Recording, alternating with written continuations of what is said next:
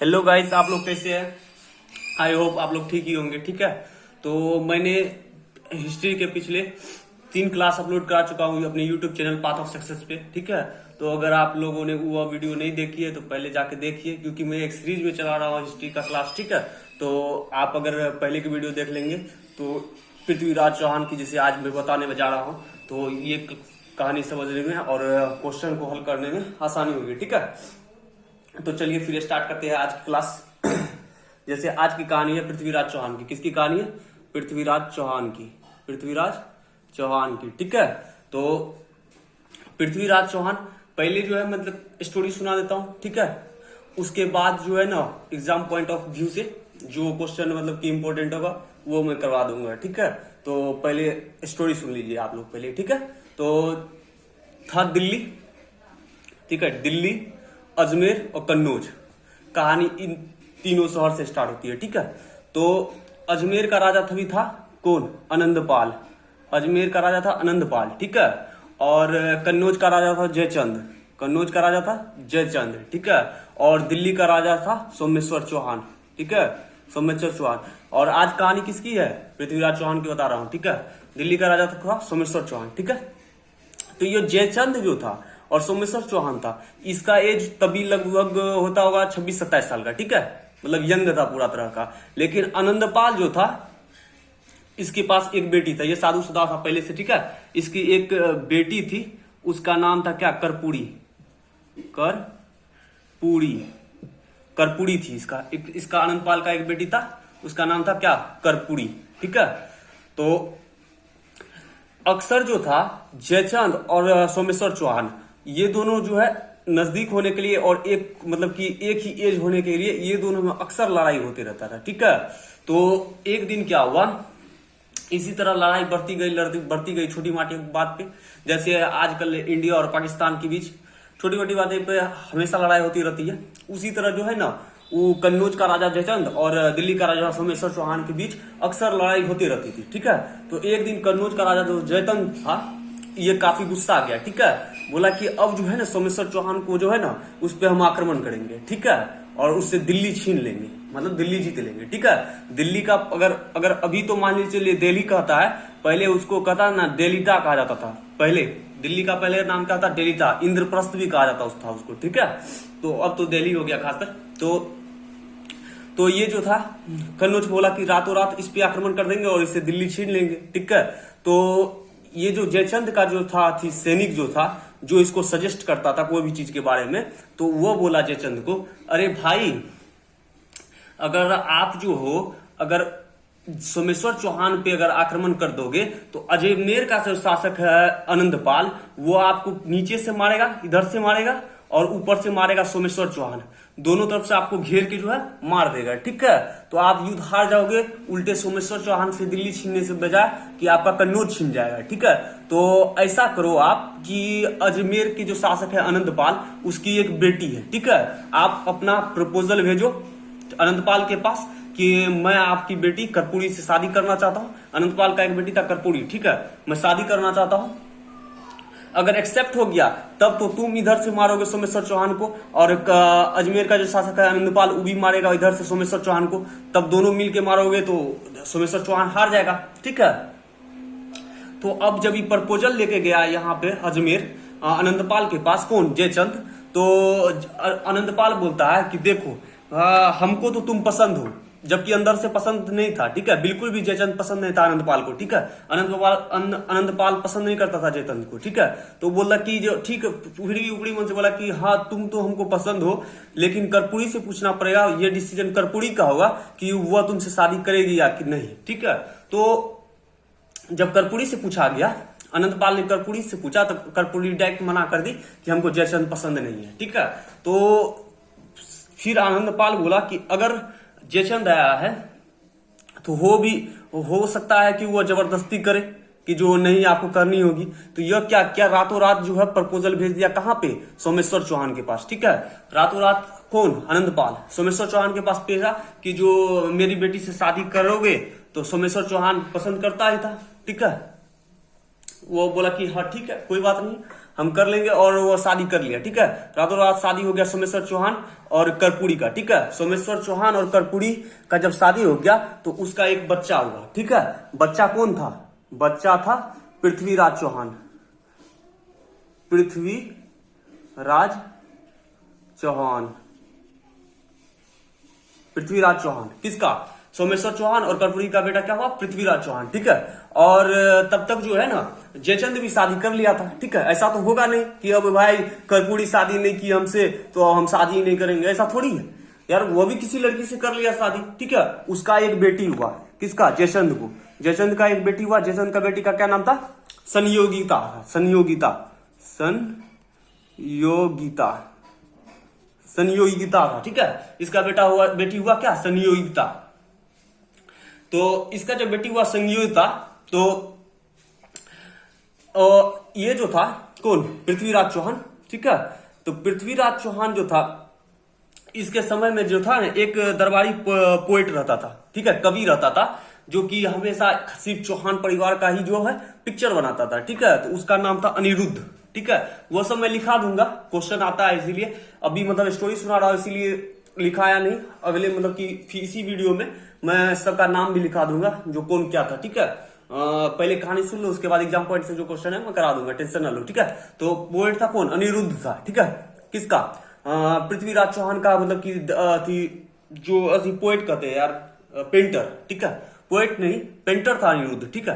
तो पेंटर था अनिरुद्ध, तो वो जो है सिर्फ चौहान परिवार का ही मतलब कि पढ़ता था। तो एक बार क्या हुआ, जयचंद के यहाँ कोई फंक्शन हुआ, ठीक है। जयचंद के यहाँ फंक्शन हुआ तो अनिरुद्ध तो पेंटर था, तो वो तो सब जगह घूमता था, ठीक है। तो वो जो घूमने गया तो वो मतलब कि होता है ना, मतलब कि किसी चीज का कोई भी फिगर बनाता है तो एक फिगर अपने पास रख लेता है। क्यों? कि वो अगले किसी यहाँ के जाएगा तो वो दिखाएगा कि देखिए हमने इस राजा का बनाया पेंटिंग, कितना अच्छा बनाया है। तो उससे लोग अट्रैक्ट होके वो भी बनाएगा पेंटिंग, जो हाँ ये पेंटर जो है ना अच्छा पेंटिंग करता है, ठीक है। तो वही गया, तब गया कहाँ? जयचंद के यहाँ। तो जयचंद के यहाँ कोई फंक्शन था, तो जयचंद के यहाँ किया ना, तो जयचंद बोला जाओ लेडीज लोग का बनाओ, हम लोग अब क्या बनाएंगे। तो लेडीज लोग के पास गया तो सहयोगिता थी वहां पे, ठीक है। उसी फंक्शन में सहयोगिता थी, तो वो पेंटिंग जब ले गया तो पेंटिंग सहयोगिता देख ली, ठीक है। किसका? पृथ्वीराज चौहान का। तो ये सहयोगिता बोलती है कि ये पेंटिंग जो है वो किसका है, ठीक है। तो वो तो बताया कि आप इसको नहीं जानते हैं, ये पृथ्वीराज चौहान है, जिसको शब्द वेदी विद्यावान भी आता है चलाने, मतलब कि बिना देखे सिर्फ आवाज के धुन पे ही तीर का निशाना सही लगा देता है। मतलब बढ़ा चढ़ा के, मतलब बढ़ा चढ़ा के वाजीवन भी पृथ्वीराज चौहान एक टैलेंटेड बंदा था, ठीक है। तो वो मतलब पूरा बताया, संयुक्ता इंप्रेस हो गई, ठीक है। तो वो क्या बोली, वो पहले चिट्ठी के द्वारा इसको भेजी कि मैं तुमसे प्यार करता हूं। ये दोनों का एक दूसरे से फिर आदान प्रदान मतलब किया, चिट्ठी भेजा भेजी होने लगा। एक बार क्या हुआ, जब पृथ्वीराज चौहान जब चिट्ठी भेजा तो सहयोगिता की माँ के हाथ में लग गया चिट्ठी, ठीक है। तो वो चिट्ठी जब लग गया तो वो चिट्ठी जब सहयोगिता की माँ के लग गया तो वो जयचंद को दे दी। जयचंद जब पढ़ा उसको तो बोला कि साला इसके पापा मतलब कि मेरी वो मतलब हम जिसको पसंद करते थे उसको, और इसका बेटा मेरे बेटी पे लगा हुआ है, तो ऐसा तो होगा नहीं, ठीक है। तो ये क्या बोला, इसका स्वयंवर मतलब रख दिया अगले दिन, ठीक है। अगले दिन रख दिया, और इसका जो इसके पिता का मतलब कि पुतला बना के और चप्पल तप्पल लगा के कारी तारीख लगा के गेट पे, मतलब सोमेश्वर चौहान का पुतला बना के गेट पे रख दिया, ठीक है। तो पृथ्वीराज चौहान को जब घर वाला बोल दिया पृथ्वीराज चौहान को, देखो कुछ भी करे जयचंद उसके यहाँ मत जाना, ठीक है, नहीं करना है सहयोगिता से तुमको शादी, ठीक है। तो फिर पृथ्वीराज चौहान बोला कि जो अगर मेरी बात रहता, अगर कि सिर्फ मेरी बात रहता तो मैं नहीं जाता, लेकिन ये तो आप लोग की बात है ना। वो पृथ्वीराज चौहान का मतलब आपका पुतला लगा के चप्पल तप्पल जूता पहना के गेट पे और वो कारी पोत दिया है, तो ये तो आपकी बेइज्जती है ना। तो वो क्या किया, किसी को बताया नहीं, घुरा लिया सीधा मतलब कि जहां पे जो था समाधि क्या कहते हैं समारोह था शादी का, डायरेक्ट उसके बीच में चले गया, ठीक है। और जबरन जो है सहयोगिता को उठा के और उसे शादी कर लिया, ठीक है। तो वही अभी मतलब कि कुछ तो है इशू यार, इतना मतलब क्या जयचंद इतना बड़ा मतलब कि कन्नौज का राजा था, वो सिपाही सब आगे में नहीं रख सकता था, डायरेक्ट कैसे पहुंच सकता है यार बीच में ही है। पर अब इतिहासकार जो बताता है हम भी वही बता रहे हैं, ठीक है। तो ये तो हो गया, शादी कर लिया जयचंद, जयचंद कहते हैं पृथ्वीराज चौहान, किससे, सहयोगिता से। जब शादी हो गया तो जयचंद को बहुत गुस्सा आया। जयचंद बोला कि इसका पिता ने जिस हम जो कर्पूरी को चाहते थे उससे शादी कर लिया, और इसका बेटा पृथ्वीराज चौहान मेरी बेटी सहयोगिता से शादी कर लिया, जो अब जो है ना इसको हम छोड़ेंगे नहीं, ठीक है। किसको? पृथ्वीराज चौहान को। तब देखिए अब एंट्री हमने क्या बोला था, पार्ट 4 में जो है एंट्री होगा किसका? मोहम्मद गौरी का, ठीक है। गौरी मरा नहीं है। पिछले वीडियो में मैंने बोला था ना, ये टाइट कॉल लगाता है कहां? काकी के पास। काकी कहां पे? अफगानिस्तान, ठीक है। कौन लगाता है? कन्नौज का शासक जयचंद, ठीक है, जयचंद को कॉल लगाता है काकी को। तो काकी को कहता है कि जो देखिए आपको जो दिल्ली जो है ना, दिल्ली पे आक्रमण करना है, पृथ्वीराज चौहान है वहां का शासक, क्योंकि ये सब तो तभी मर जाता है यार, पता नहीं क्या हुआ था उसका, तभी राजा बन गया था पृथ्वीराज चौहान, ठीक है। बोला कि इसको मारना है, ठीक है, तो आप जो है आइए आक्रमण कीजिए। अफगान ऊपर में था, हम नीचे से मारेंगे, तो आप करेंगे तो ये हो जाएगा, ठीक है। तो बोला ठीक है। तो ये जो है ये अपना जो है कमांडर कौन था? गौरी। पिछले वीडियो में आपको बता दिया था, इसीलिए मैंने बोला था पिछले वीडियो में देख लीजिए, रिलेट होगा कहानी, ठीक है। गौरी को बताया, जाओ गौरी तुम्हारा बुलावा इंडिया से आ गया, ठीक है। गौरी मतलब कि अब नहीं आता। अगर इंडिया से अगर कोई अगर नहीं उसको फोन करके बताता, कहता आने के लिए आइए इंडिया, तो वो नहीं आता, ठीक है। लेकिन जयचंद ने अपने मतलब कि ईर्ष्या में आके और गुस्सा में आके जो बोला पृथ्वीराज चौहान को मारना है तो आ जाओ, थी काकी को फोन किया, काकी गौरी को भेजा। गौरी आया। पृथ्वीराज चौहान से गौरी का मुकाबला हुआ पहला। कब हुआ था? यही हुआ था 1191 में, बैटल ऑफ तराइन प्रथम, ठीक है। उसमें पृथ्वीराज चौहान जो है ना वो जीत गया, गौरी को मार के भगा दिया, ठीक है। तो उसमें जो है इजीली डिफीटेड कर दिया था किसको? गौरी को, हाँ, पृथ्वीराज चौहान ने, ठीक है। तराइन का प्रथम युद्ध तो जीत लिया। फिर ये चले गया यार, फिर गया काकी के पास, बोला यार क्या सपोर्ट करता ही नहीं है जयचंद, झूठ मूठ का फोन करके कहता है यार हम नीचे से सपोर्ट करेंगे, घंटा सपोर्ट तो होता नहीं है, झूठ मूठ का हरा दिया, ठीक है। और ऐसा बात नहीं था, जो जयचंद था तो रियल में सपोर्ट किया था, बट शब्द वेदी विद्या भान जो आता था ना, तो ये क्या करता था कि एक हाथी रहता था, उसके चारों और हाथी के चारों ओर सैनिक लगाता था, चक्रव्यूह तैयार कर देता था, अपना रहता था हाथी पे बैठा, सीधा मारता था आंख पे। किसका? आंख पे मारता था। किसका?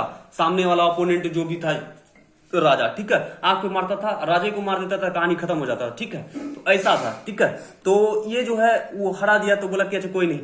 फिर जो है एक साल बाद, अगले साल फिर जयचंद कॉल किया काकी को, जो इस बार आप भेजिए, इस बार जो है ना हम आपको कुछ रुपया नहीं देंगे, इस बार जो है ना अगर आप जीत जाइएगा तो आपको डायरेक्ट दिल्ली ही दे देंगे, दिल्ली का शासक बना देंगे, ठीक है। और कोई भी आसपास का अगर शहर कह रहा है कि हम अपने अगल बगल वाले शहर में आपको राजा घोषित कर देंगे, तो इससे क्या होता है कि कोई भी बाहरी आदमी आएगा तो उसको कॉन्फिडेंट होगा ना, मेरा पड़ोसी भाई हमको कुछ नहीं कहेगा, वही खुद बोल रहा है हम तो आपको राजा बनाएंगे इस शहर का, तो फिर हमको क्या चीज का डर? तब तो कोई डर ही नहीं, क्योंकि विरोध करेगा कौन? पड़ोसी ही नहीं करेगा यार विरोध, वही बात है। तो जब जयचंद बोल दिया उसको कि गौरी को, आओ तुम दिल्ली पे इस बार आक्रमण करो, और नीचे से हम भी आक्रमण इस बार करेंगे फुल जोर से, ठीक है।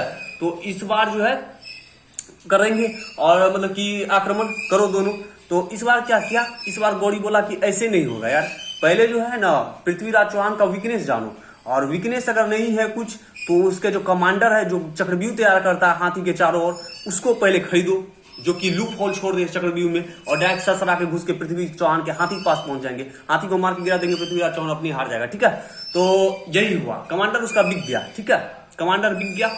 गौरी आया, Tarain battle of 1192 battle of Tarain second, ठीक है, उसमें गौरी जीत गया। क्यों? कि लूप होल छोड़ दिया था उसका कमांडर बिक गया और उसको पृथ्वीराज चौहान को नीचे गिरा दिया।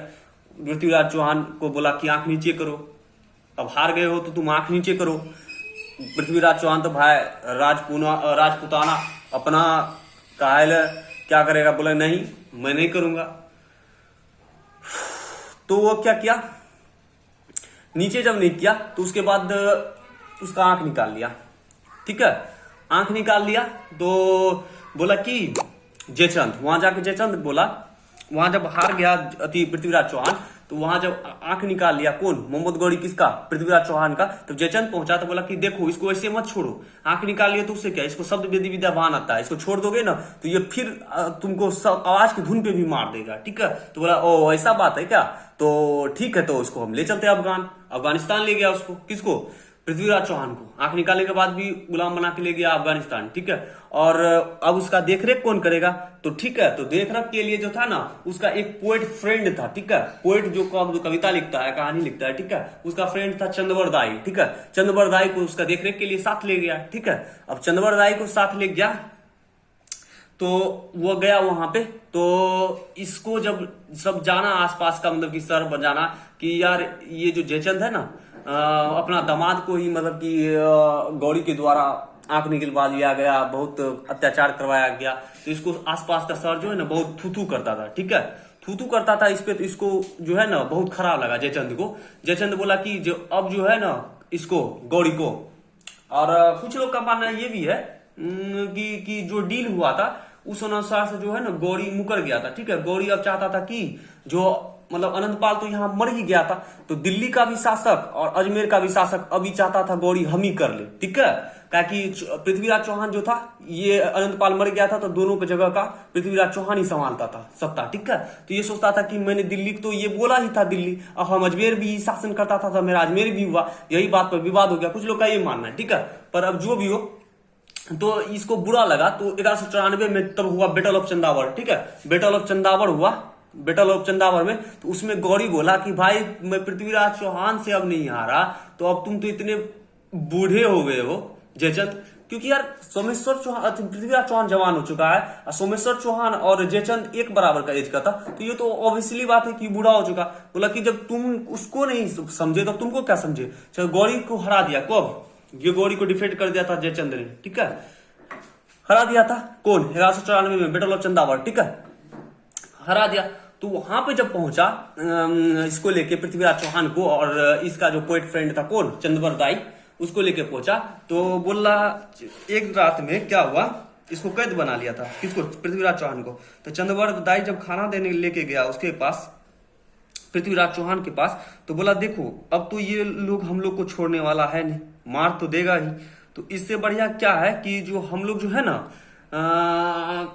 एक प्लान बनाते हैं यार इसको मारने का, किसको, गौरी को, ठीक है। बोला कि ठीक है, तो बोला कि मैं कविता पढ़ूंगा, ठीक है, और तुम तो शब्द विधि विद्या भान नहीं जानते हो तो मार देना। बोला ठीक है, पृथ्वीराज चौहान बोला ठीक है। गया सभा में पेश हुआ, तो सभा में पेश हुआ तो जो है इसको, जो जयचंद तो पहले बता दिया था गौरी को इसको शब्द विधि विद्या भान आता है, तो इसको जो है ना मजाक लग रहा था, किसको, मोहम्मद गौरी को। मोहम्मद गौरी बोलता है कि ऐसा है सही में पृथ्वीराज चौहान, तो तुम हमको अपना कला दिखाओ दो, कैसे तुम शब्द विधि विद्या जानते हो। तो चंदवर दाई तो पूरा प्लानिंग कर ही लिया था रात में, तो चंदवर दाई बोलता है कि ऐसे नहीं हुजूर, ये ऐसे नहीं चलाते हैं तीर, ये जब आप कहिएगा ना कि जे चौहान चलाओ तीर, चौहान चलाओ तीर, ठीक है, एक बार कहिएगा तभी चलाएगा, ठीक है। तो वो बुड़बका क्या था, तो कहता है ना विनाशी काले विपरीत बुद्धि, वही बात हो गया। तो वो क्या किया बोलता है कि ठीक है, तो अपोजिट साइड से जिस तरह से सियासन था ना, उसके अपोजिट साइड डायरेक्शन में क्या था, ऑपोजिट डायरेक्शन में वो था निशाना लगाने वाला, ठीक है। तो वो क्या हुआ, तो चंदवर दाई एक मतलब कि फैकरा पड़ता है, वो एग्जैक्टली तो हमको पूरा प्रॉपरली याद नहीं है, बट ट्राई करता हूं। तो कहता है कि 2.5 गज दूर 1 उंगली ऊपर बैठा है सिंहासन पर मत चूकना चौहान, ठीक है, ठीक है, इसी तरह कुछ कहानी करता है यार, ठीक है। तो उस तरह मतलब कि पूछेगा भी नहीं एग्जाम में और उतना जानना भी नहीं, तो इसीलिए इतना भी कहानी बता रहा हूँ कि आपको क्वेश्चन सब याद रहे एग्जैक्टली, ठीक है। तो इसीलिए सुना, और कोई बेसिकली कोई बात तो ऐसा नहीं है, ठीक है। तो इसी तरह बोला, तो वो क्या हुआ, बुड़बक जो था वो गौरी वो क्या बोला था, उसको एक बार बोल के चुप हो जाना चाहिए। वो क्या कहता था, चलाओ तीर, हा हा हा करते जाता था, बोलता था चलाओ चौहान तीर, चलाओ चौहान तीर। बस वो जो बोलता था ना, तो उसका मारा ना तो सीधा आंख में जाके लगा, ठीक है, उसका आंख में लग गया, वही मर गया। पर इतिहासकार का कुछ कहना है कि नहीं, यहाँ पे नहीं मरा, ठीक है, यहाँ पे जो है नहीं मरा गौरी। गौरी कब मरा, जब ले जा रहा था ना यहाँ से इंडिया से सब चीज सामान सवाल ले जा रहा था, तो वो मतलब कि नमाज पढ़ रहा था ना, तो उस समय जो है ना एक तो खालिश जनजाति था, कौन जनजाति होता था पता नहीं, वो सब जनजाति जो था ना वो हमेशा लूटपुट लेता था। तो इसको ई जो हमेशा रोक देता था, तो इसको जो लूटपाट में था ना एक बार रोक दिया तो वो जो है ना उसका गला काट दिया था नमाज पढ़ते समय। पर ऐसा नहीं यार, यही मरा गया था, क्योंकि उसके बाद जिक्र कहाँ है मोहम्मद गौरी का, एक बार भी तो जिक्र होना चाहिए, एक बार भी जिक्र नहीं है। तो इसीलिए यही ज्यादा सटीक लगता है कि तभी पृथ्वीराज चौहान ने उसको मार दिया था। ठीक है, तो अब ये कहानी किसकी हो गई? पृथ्वीराज चौहान की। ये कहानी इतना ही है पृथ्वीराज चौहान की। ठीक है, और तो कुछ लगता नहीं है छूटा। ठीक है, हाँ, तो अब एग्जाम मतलब कि एग्जाम पॉइंट से तो ये 3 गो क्वेश्चन हो ही गए। बैटल ऑफ तेराइन प्रथम वन, कौन जीता था? पृथ्वीराज चौहान। किसको हराया था? गौरी को। Battle of 1192, battle of Tarain second, कौन जीता था? मोहम्मद गौरी। किसको हराया था? पृथ्वीराज चौहान को। उसके बाद 1194 बैटल ऑफ चंदावर, इसके किसके किसके बीच हुआ था? गौरी और जयचंद के बीच। उसमें कौन जीता था? गौरी। हारा कौन? जयचंद। ठीक है, ये तो एग्जाम पॉइंट से। और भी कुछ क्वेश्चन है मैं करा रहा हूं, पॉज करके वीडियो तब तक नोट कर लीजिए।